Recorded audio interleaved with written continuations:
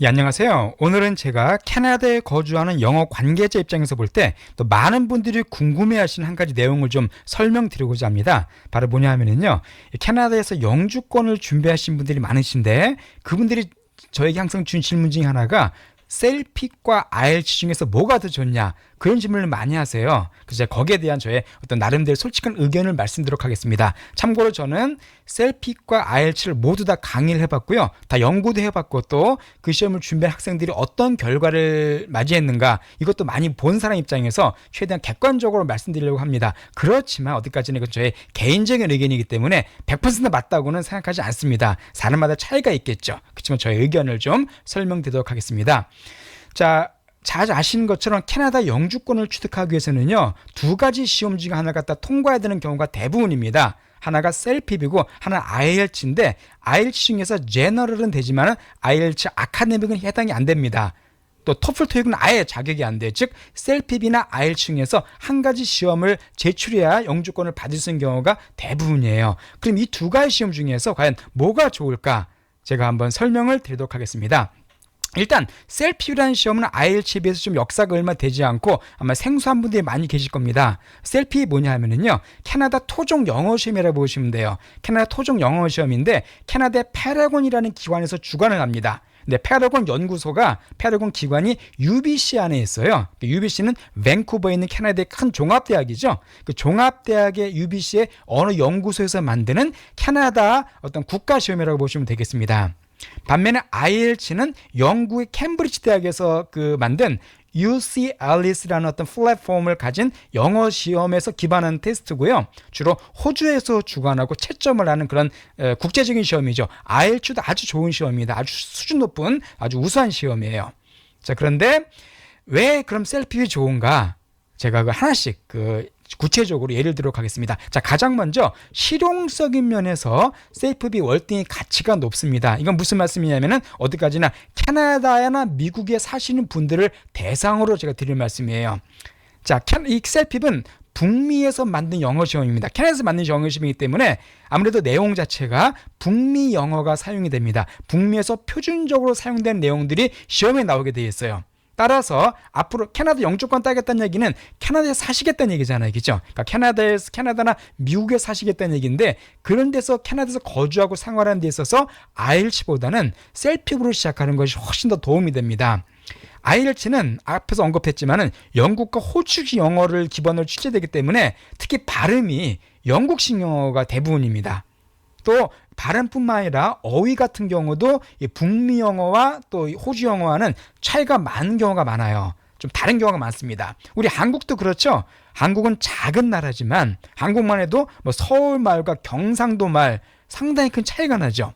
제주도 말 같은 경우는 이해를 못한 경우도 있습니다. 이게 좁은 땅도 이런데 미국과 호주, 캐나다와 영국, 이 사이에는 상당한 언어의 차이가 있는 것이 당연하겠죠. 따라서 특히 처음으로 이제 시험을 준비하신 분들 같은 경우는 제가 셀픽을 적극적으로 추천드립니다. 계속 IELTS를 하셨던 분이라면은 계속 IELTS 하셔도 괜찮아요. 그렇지만 처음으로 이제 하나를 골라서 시험을 보시겠다 하는 분들이라면은 가능하면 북미 영어가 사용되는 셀픽을 하도록 제가 권해드립니다. 이렇게 실용성 면에서 이렇게 가치가 높은 것이 셀픽 한 가지 장점이죠. 또 하나 장점이 뭐냐면요, 시험 출제 기관이 UBC, 즉 밴쿠버에 있는 기관에서 만들기 때문에 캐나다에 친숙한 내용들이 시험에 많이 등장합니다. 이것도 되게 중요한데요. 셀픽의 듣기나 읽기 지문에는 밴쿠버나 캘거리나 토론토, 로키 산맥 이런 것처럼 우리 캐나다 거주자들이 잘 아는 친숙한 지명이나 장소를 소재하는 경우가 되게 많습니다. 아무래도 유리하죠, 읽을 때. 그죠? 전혀 모르는 것보다는.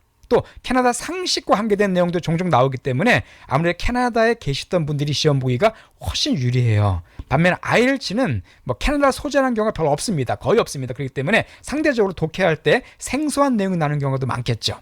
그런 면에서 볼 때 우리가 친숙하기 때문에 또 제가 이 셀픽이 전반적으로 좋다고 제가 말씀드릴 수가 있겠습니다. 자, 그럼 이건 이제 개괄적인 내용이고요. 이 셀픽과 IELTS 모두 다 4개 영역을 시험을 보게 됩니다. 리딩과 리스닝, 스피킹, 라이팅 4개 영역을 다 시험 보게 되는데 그 분야별로 제가 비교를 해드리도록 할게요. 가장 먼저 리딩을 갖다 비교해 보겠습니다. 자, 리딩은 객관적으로 셀핍이 약간 수월하다고 제가 말씀드릴 수가 있어요. 자, 두 개 먼저 차이를 보도록 할게요. 셀핍은 4개 파트로 구성되어 있고요. 6개 지문으로 되어 있고 총 38문제가 나옵니다. 반면에 IELTS는 파트는 3개인데 5개 지문이 나오고요. 40문제가 출제가 돼요. 그런데 왜 셀핍이 좋냐면은 셀핍 4개 파트 중에서 그 반에 해당되는 파트 1과 2 여기에 나오는 3개 지문이 다 이메일 내용으로 구성이 됩니다. 이메일은 편지죠, 그죠? 편지니까 난이도가 어떻겠어요? 그렇게 어렵지가 않습니다. 개인적으로 쓴 내용들이기 때문에 그래서 거의 전체 지문의 절반 정도가 영어를 조금 할 줄 아시면 이해할 수 있는 편지 내용으로 되어 있기 때문에 아무래도 쉬워요. 이거 사실 반만 마셔도 5점은 넘게 나오거든요. 그렇기 때문에 셀핍은 일단 반 정도는 기본적으로 쉬운 독해를 갖고 시작할 수가 있습니다. 반면에 IELTS는 5개의 모든 지문이 설명문이나 뭐 논설문 같은 좀 이렇게 복잡한 난이도가 높은 문장들이 출제가 됩니다. 옛날에도 IELTS가 파트 1은 좀 쉬운 독해가 나왔었어요. 뭐 간단한 뭐 설명문이나 간단한 광고문 같은 게 나왔었는데 지금 그걸 없앴습니다. 그래서 몇 년 전부터 독해 난이도가 되게 높아졌어요. 따라서 저렇게 영어를 좀 못하시는 분들도 일단 파트 1, 2는 훨씬 쉽게 볼 수 있기 때문에 리딩에서는 셀핍이 유리하다고 제가 말씀드릴 수가 있겠습니다. 또 아까 말씀드린 것처럼 당연히 독해, 캐나다 관계된 내용이 많기 때문에 또 그만큼 유리한 점도 더 있죠. 자, 리스닝 같은 경우도 제가 보기에 셀핍이 수월하다고 말씀드리겠습니다. 왜냐하면은 발음 자체가 북미식 발음이 나와요. 우리가 맨날 캐나다에서 듣는 그런 북미 표준 발음으로 시험이 나오기 때문에 우리가 듣고 이해하기가 훨씬 쉽습니다. 반면에 IELTS는 영국이나 호주에서 출제하기 때문에 아무래도 특히 한국 사람이 어려운 영국식 혹은 호주식 발음이 많이 등장합니다. 특히 영국식 발음이 상당히 듣기 어렵죠. 이 악센트도 그렇고 딱딱하고 어떤 그런 전체적인 리듬 자체가 우리 귀에 좀 잘 안 들어오는 발음이 많습니다. 그래서 발음 때문에 좋고요. 또 하나가 듣기 시험에 IELTS는 주관식 문제가 등장합니다. 아무래도 주관식은 부담이 되죠. 그러나 셀핍은 100% 객관식이에요. 그 때문에 뭐 속된 말로 찍을 수도 있죠. 그런 면에서 셀핍이 리스닝도 쉽다고 말씀드릴 수가 있겠습니다.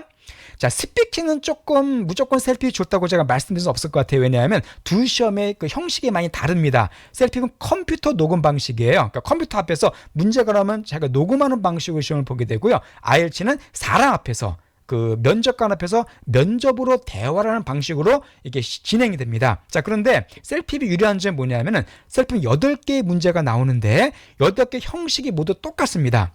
예를 들어서 첫 번째 문제는 조언 주는 문제가 나와요. 두 번째 문제는 개인 경험 얘기하는 거. 세 번째는 그림 설명하는 거. 이런 식으로 8개의 문제 형식이 모두 동일하기 때문에 유형을 외워서 준비하기가 좋습니다. 우리 한국 분들이 이런 데 강하잖아요. 그죠? 유형 딱 외워서 조금 바꿔서 하는 거. 근데 그렇게 준비하기가 셀핍이 되게 좋아요.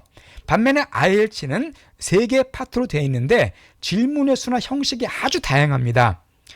이제 스피킹이 IELTS가 쉽다고 말씀하시는 분이 계신데 그 이유는 파트 1 때문에 그래요. 파트 1은 좀 간단한 걸 물어보거든요. 뭐 직업이 뭐냐, 취미가 뭐냐. 그렇지만 파트 2나 3를 넘어가면 IELTS도 아주 어렵습니다. 뭐 내용을 전달해주고 이거 설명해봐라. 여기에 대한 의견을 말해봐라. 이런 식으로 나오거든요. 그래서 그렇게 난이도가 쉬운 게 아닙니다. IELTS도. 또 유형을 외워서 준비하기가 이게 셀핍만큼 용이하지가 않아요. 왜냐하면 질문의 수도 다르고요. 어떤 내용이 나올지 모르기 때문에 그렇습니다. 그러나 셀핍은 유형 외워서 준비하고 쉽다는 거, 이게 또 큰 장점이죠. 또 IELTS는 시험관이 묻는 내용을 정확히 캐치해야 됩니다. 왜냐하면 시험관이 뭐 질문을 할 때 못 들으면 안 돼요. 그러면 감점될 수가 있기 때문에 듣기 능력이 중요해요. 스피킹에서도. 반면에 셀핍은 화면에 그냥 문제가 나오거든요. 그 읽고서 그냥 얘기하면 돼요. 그렇기 때문에 듣기 능력과 별 상관이 없습니다. 듣기 능력이 부족해도 스피킹 시험을 잘 볼 수가 있어요. 그렇죠? 자, 마지막으로 라이팅 같은 경우는 셀핍이 압도적으로 유리합니다. 왜 그러냐면은 한국 분들이 라이팅 많이 어려워하시죠? 자, 셀핍과 IELTS 둘 다 2개의 문제가 나옵니다. 라이팅이. 근데 첫 번째 문제는 2개 거의 비슷해요. 두 개 다 이메일 내용, 편지 쓰는 내용이 나옵니다. 이건 2개는 비슷하고 분량도 거의 비슷합니다. 150자예요. 문제는 두 번째 문제인데 셀핍은 두 번째 문제가 첫 번째 문제보다 훨씬 쉽습니다.